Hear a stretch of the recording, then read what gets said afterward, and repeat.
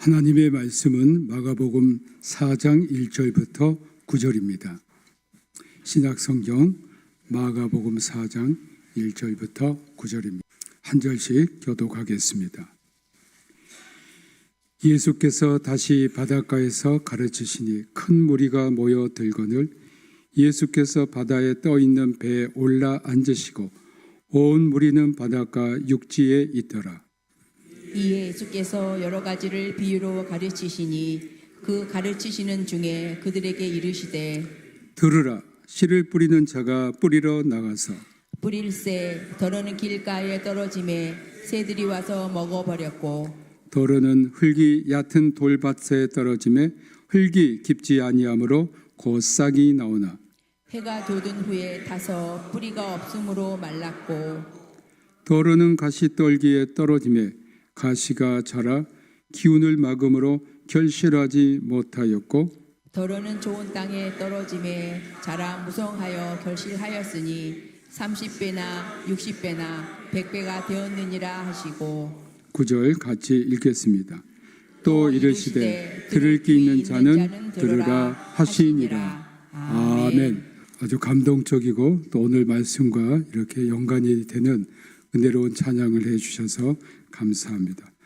말씀을 듣기 전에 잠시 묵상으로 기도하겠습니다. 하나님 아버지 감사합니다. 시간 성령님께서 이곳에 임재하시고 우리의 심령의 문을 열어주시고 영의 눈을 뜨게 하셔서 주님의 음성을 듣고 주님을 보는 거룩한 은혜의 시간으로 인도해 주옵소서. 예수님 이름으로 기도합니다. 아멘. 유난히 추웠던 2월이 다 지나가고 새봄이 우리에게 왔습니다. 아무리 추위가 맹위를 떨친다 해도 계속되지 못하고 봄의 기운을 이기지 못함을 보고 생명의 힘이 얼마나 큰가를 실감합니다. 봄은 1년을 준비하는 가장 귀중한 계절입니다. 특히 농부에게 봄은 1년 농사 준비하는데 매우 중요합니다. 우리에게도 봄은 1년 동안 신앙생활 하는데 영적으로 매우 귀중한 계절입니다. 이번 주 수요일 제2수요일부터 시작되는 사순절과 함께 십자가 고난을 앞둔 주님의 숭고한 삶의 막이 오릅니다. 교회 역사에서 보면 사순절은 신앙 훈련의 가장 좋은 절기였습니다. 주님께서 우리를 향한 그 사랑과 은혜에 대한 감격과 감사의 표현이었고 이것으로 끝나지 않고 이 감격과 감사를 1년 내내 간직하고 주님 앞에 가는 날까지 보존하기 위해 순례의 여정을 걸었습니다. 오늘 우리 교회 모든 성도가 사순절을 맞이해서 주님 구원의 은혜의 절정인 십자가 고난을 깊이 묵상하고 깨닫고 여러분의 삶과 이와 관련된 모든 영역에서 큰 열매를 맺는 시기가 되길 주님의 이름으로 축복합니다. 1절에서 말하는 바닷가는 지중해가 아니라 갈릴리 호수입니다. 바닷가라고 한 이유는 고대 히브리어에는 호수와 바다를 따로 구분하지 않고 얌이라고 했는데 이는 바다를 의미합니다. 지중해를 큰 바다라 했고 나머지는 작은 바다라고 불렀습니다. 민수기 34장 11절에 긴네렛 동쪽 해변이 나오는데 이는 갈릴리 동쪽을 가리킨 겁니다. 실제로 우리가 갈릴리 호수에 가서 보시면 이것이 호수인가 바다인가 정말 바다처럼 광대하다고 느낄 수 있습니다. 1, 2절은 예수님의 사역 가운데 가장 중요한 것은 가르치시는 것임을 말씀합니다. 이것은 예수님의 가르침을 받는 공동체가 바로 교회라는 겁니다. 예수님의 교회는 어떤 장소의 제한을 받지 않습니다. 바닷가에서 가르치시니 큰 무리가 모여들었고 예수님의 교회가 된 겁니다. 2절에 가르치시니 이것은 헬라어 성경의 미완료 과거 능동태가 됩니다. 이 미완료 과거형이 사용된 것은 동작이 과거에 끝난 것이 아니고 지속되고 있었다는 겁니다. 이것은 예수님의 가르침은 과거에 끝난 사건이 아니고 계속되어야 한다는 것을 강조한 겁니다. 우리가 설교를 듣는 것도 가르치는 행위가 지속되고 있다는 겁니다. 1절, 2절은 교회가 바로 이런 것이라고 알려주는 말씀입니다. 종교개혁자 루터는 복음이 선포되고 그 말씀을 듣는 사람이 있는 그곳이 바로 교회라고 했습니다.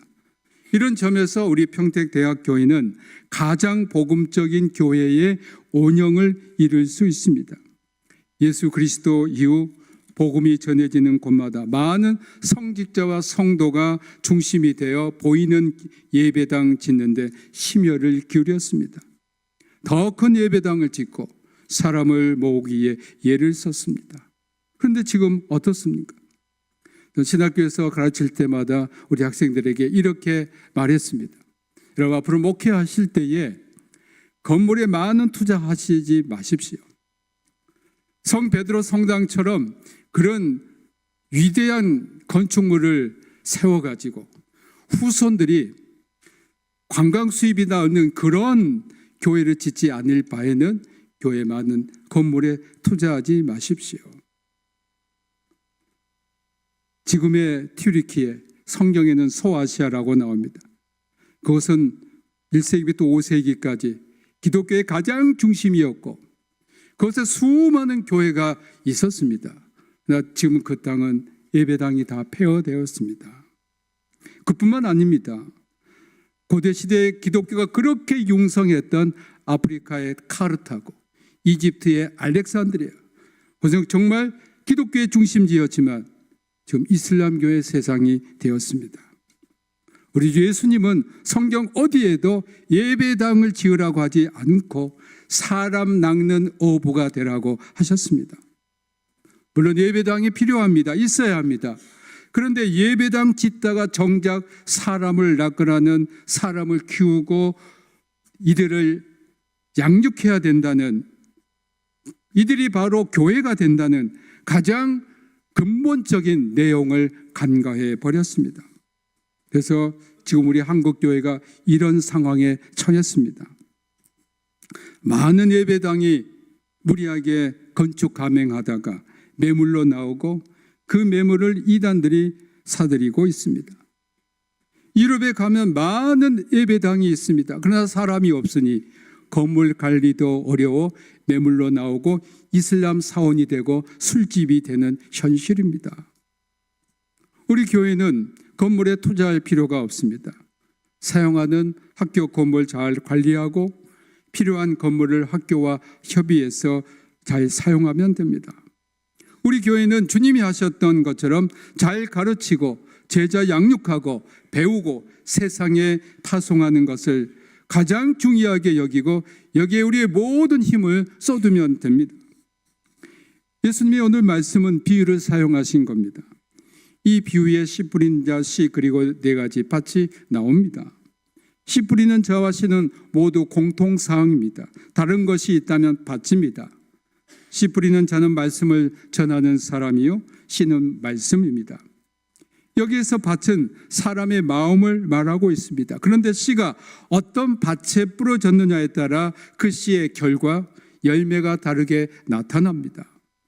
즉 우리 마음 밭에 따라 씨의 성장이나 열매가 달라진다는 겁니다.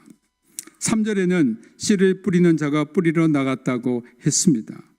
씨를 뿌리러 나간 자는 분명 결실을 바라며 뿌렸을 겁니다. 이것은 비유이기 때문에 씨 뿌리는 자가 길가에 일부러 씨를 뿌린 것이 아니라 씨가 뿌려진 인간의 마음밭을 말씀하는 겁니다. 4절에는 씨를 뿌릴 새 덜어는 길가에 떨어지며 새들이 와서 먹어버렸다고 했습니다. 씨에 생명력이 있듯이 말씀에도 생명력이 있습니다. 이 생명력을 누가 차지하느냐에 영적 전쟁이 있는 겁니다. 길가란 아무나 다니는 곳입니다. 이것은 지나가는 사람이 주인입니다. 이들의 마음은 마치 길가와 같습니다. 많은 사람이 다니듯 수많은 마음이 있어 안정을 누리지 못합니다. 말씀은 듣지만 이 말씀이 내 것이 아닙니다. 말씀에 관심이 없습니다. 예수님은 길가에 뿌려졌다는 걸 이렇게 설명하셨습니다. 마가복음 4장 15절에 곧 말씀을 들었을 때에 사탄이 즉시 와서 그들에게 뿌려진 말씀을 빼앗은 것이요. 여기서 우리는 중요한 사실을 알 수 있습니다. 말씀 들을 때 방해하는 것은 바로 사탄입니다. 왜 마귀가 말씀 들을 수 없게 방해하는가 하면 로마서 10장 17절에 믿음은 들음에서 나며 들음은 그리스도의 말씀으로 말미암느니라고 했기 때문입니다. 사탄은 말씀을 들은 사람들이 말씀을 가진 그 생명력으로 믿음을 갖게 되어 구원받게 되니 적극적으로 방해하는 겁니다. 우리 교회는 아무도 그런 분이 안 계십니다만 제가 과거에 목회할 때 예배 시간에 설교만 시작하면 조는 분이 계십니다. 그래서 찬송할 때 기상하십니다. 물론 몸이 피곤하여 그럴 수 있습니다. 그건 어쩔 수 없습니다.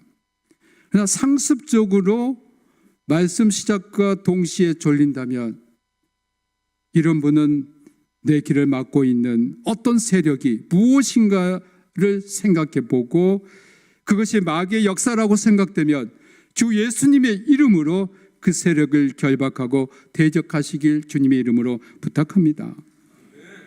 지금 우리 성도님들은 아무도 그런 분이 안 계시는데 말씀을 들을 때 눈을 감고 계시는 분이 있습니다. 저도 과거에 많이 해봤는데 말씀을 들을 때 눈 감고 들으면요 잘 들릴 것 같지만 조금 있으면 졸음이 오고 그 다음에 잡생각이 우리들에게 들어옵니다. 말씀을 들을 때는 설교자를 주시하면서 들으시기를 부탁합니다. 길가와 같은 마음은 말씀이 자리를 잡을 수 있는 공간이 전혀 없습니다. 하나님 말씀을 들을 귀가 막혀 있는 겁니다. 대신에 세상에 대한 귀는 열려 있습니다. 그것이 바로 길가의 마음입니다. 교회와도 말씀에 관심이 있는 것이 아니고 사람들의 소리에 더 관심을 가집니다. 말씀의 생명력이 이들에게 없으니 교회에서 인간적인 말을 내세우고 교회가 어떠니 저떠니 불평불만하고 흠집내는데 관심이 집중되어 있습니다. 물론 우리 교회는 이런 분이 한 분도 없었는 줄 압니다만 우리 모든 성도님들은 주님께서 주신 이 말씀의 생명력을 마귀에게 빼앗기지 않는 성도들이 되길 주님의 이름으로 축복합니다. 우리가 신앙생활에서 가장 중요한 첫 번째 단계는 하나님 말씀을 경청하는 겁니다. 공부 잘하는 학생들의 특징이 있습니다. 교수들의 말에 경청합니다. 경청할 때 마음에 새겨지고 머리로 생각하고 행동에 옮기게 됩니다. 듣지 못할 때에 문제가 발생하는 겁니다. 여러분의 영적인 귀가 언제나 열리기를 주님의 이름으로 축복합니다. 둘째 밭은 흙이 얕은 돌밭입니다. 이 밭은 흙이 깊지 않아 곧 싹이 납니다. 그런데 해가 돋은 후에 타서 뿌리가 없으므로 말랐다고 했습니다. 이 밭의 문제는 돌 얕은 흙입니다. 이들의 마음은 매우 신속하게 말씀을 받습니다. 흙이 얕아서 싹이 빨리 납니다. 그런데 돌 때문에 씨가 흙 깊은 곳에 자리를 잡지 못했다는 겁니다. 이들은 말씀을 들을 때 빨리 아멘으로 받습니다. 그런데 이들은 말씀이 깊이 들어갈 수 있는 것이 막혀 있습니다. 그게 바로 돌입니다. 이 돌처럼 굳어진 마음 때문에 뿌리를 깊이 내리지 못합니다. 이 돌들이란 마음속 깊은 곳에 숨겨져 있는 과거의 상처, 죄의 쓴 뿌리들, 죄의 성향들입니다.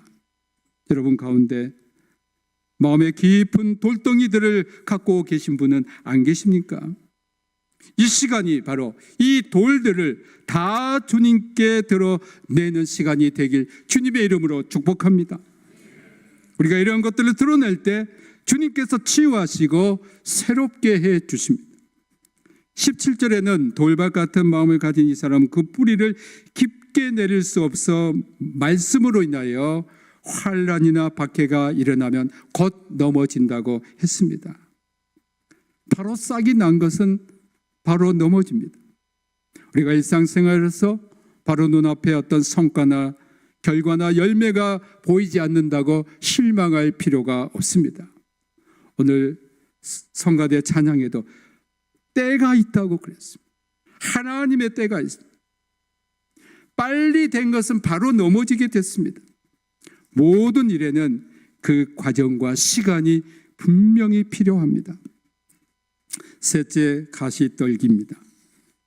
여기 뿌려진 씨는 싹이 났습니다.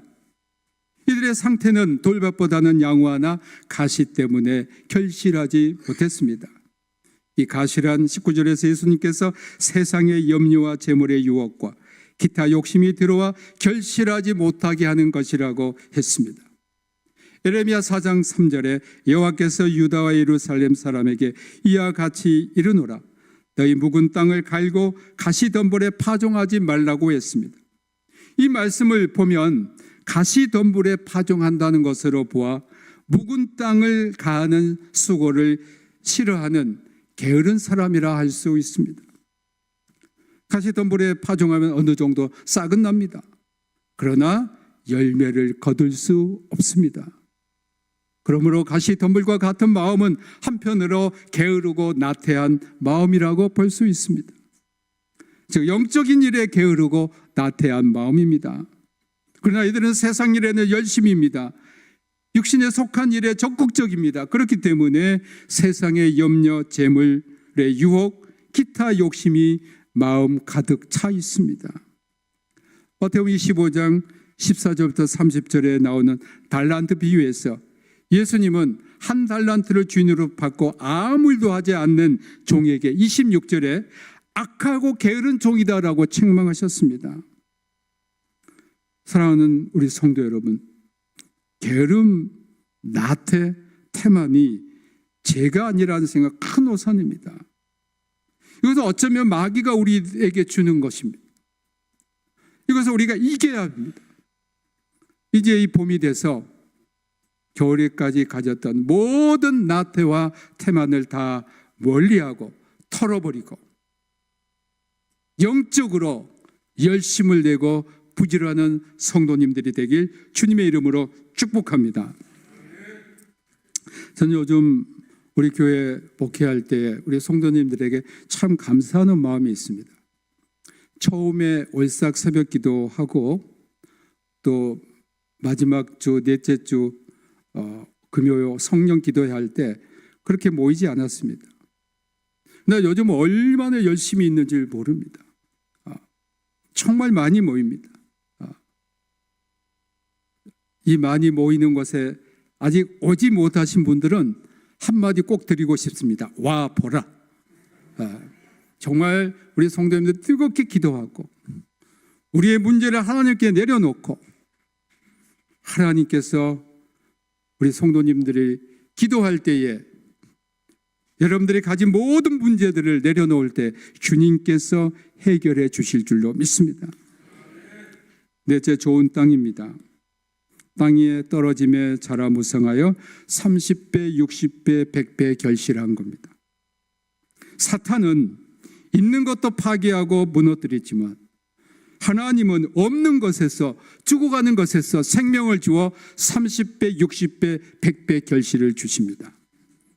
하나님이 주시는 생명력, 말씀 안에 생명력이 있기 때문에 그 생명이 잉태하고 또 잉태해서 30배, 60배, 100배 결실이 날 수밖에 없습니다. 하나님은 아브라함에게 복을 주시어 한 사람 아브라함에게서 큰 민족을 이루게 하셨고 그의 이름을 창대하게 하셨습니다.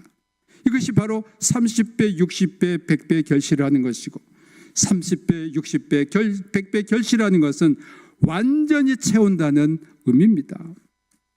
천국은 결핍이 아니고 꽉 채워진 완전체입니다. 이런 결실을 위해서는 좋은 땅이어야 합니다.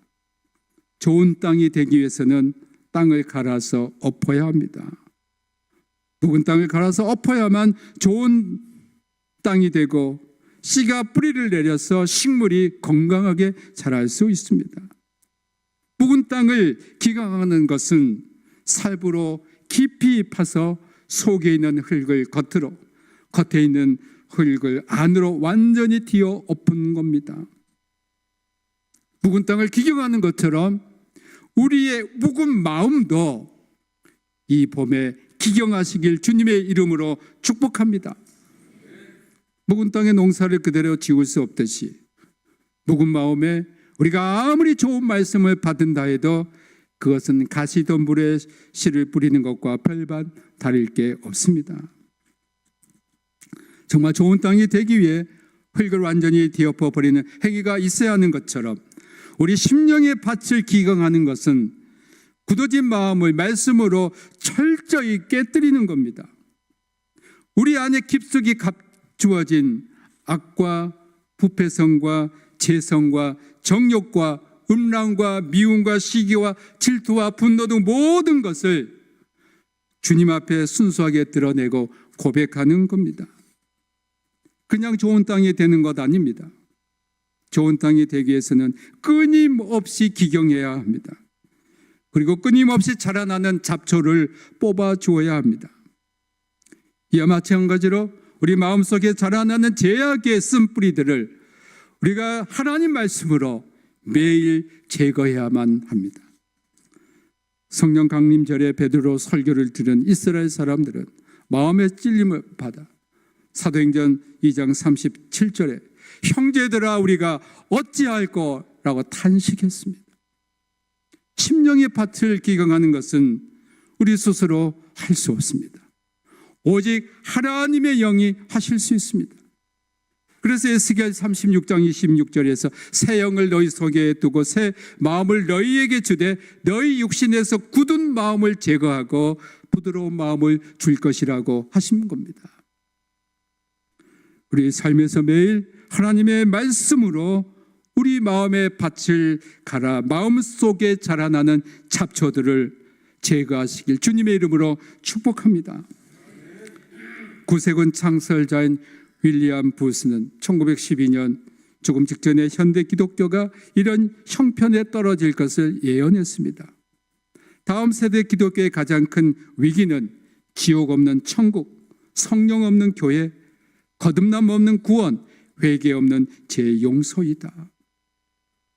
우리의 마음을 철저하게 갈아엎어서 새로운 땅이 되는 일이 없이 우리는 그저 귀와 눈을 즐겁게 하는 일시적인 마음의 안정이 신앙인 줄 알고 속고 살고 있지는 않으십니까? 하나님께서는 호세아 10장 12절에 너희 묵은 땅을 기경하라. 지금이 곧 여호와를 찾을 때니 마침내 여호와께서 오사 공의를 비처럼 너희에게 내리시리라고 하셨습니다. 또 하나님께서 에스겔 11장 19절에 내가 그들에게 한 마음을 주고 그 속에 새 영을 주며 그 몸에서 돌 같은 마음을 제거하고 살처럼 부드러운 마음을 주리라고 말씀하셨습니다. 우리 마음이 성령님에 의해서 새로운 피조물이 될 때에 30배, 60배, 100배의 결실을 맺게 됩니다. 이것은 우리의 마음이 좋은 땅이 될수록 30, 60, 100의 더 다양한 영역에서 더 많은 열매를 맺게 된다는 겁니다. 전 이번에 설교를 준비하면서 하나님께서 저에게 이런 마음을 주셨는데 우리 성도님들과 꼭 나누고 싶습니다.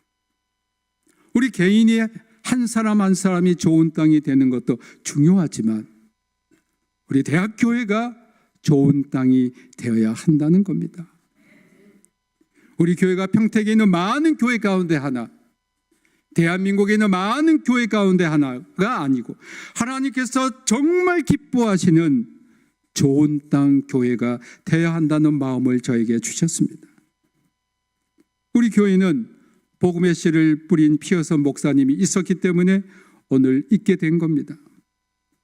우리 교회가 좋은 땅이 되어 30배, 60배, 100배 결실을 맺는다는 것은 우리 교회 신자가 1000명이 되고 3000명이 되고 1만 명이 되는 것이 아니라 지금보다 30배, 60배, 100배의 생명을 살리는 놀라운 열매를 맺는 겁니다. 그것은 복음 전도와 피어선 목사님이 꿈을 꾼 이 세대가 지나기 전에 전 세계의 복음화입니다. 앞으로 우리 교회는 이 목적을 향해 나갈 겁니다. 제가 서두에 말씀드린 것처럼 외형적인 확장과 성장이 아닌 하나님께서 진정 원하시는 교회, 생명의 교회, 주님이 기뻐하시는 교회, 사람들이 사는 교회, 이런 교회가 되는, 헬라어로 에클레시아, 더 처치가 되는 겁니다. 이렇게 되기 위해서는 교회인 여러분이 좋은 땅, 즉 알곡 신자가 되셔야 합니다. 마지막 때에 마태복음 3장 12절에 알곡은 모아 곡간에 들이고 쭉정이는 꺼지지 않는 불에 태우시리라고 하나님께서 세례 요한을 통해서 말씀하셨습니다. 우리 모든 성도님들이 알곡 신자 되기를 주님의 이름으로 축복합니다. 모든 지각에 뛰어난 하나님의 평강이 그리스도 예수 안에서 너희 마음과 생각을 지키시리라. 아멘. 예수 그리스도의 은혜와 아버지 하나님의 크신 사랑하심과 성령님의 감화 감동하심이 좋은 땅이 되겠습니다. 좋은 교회가 되겠습니다.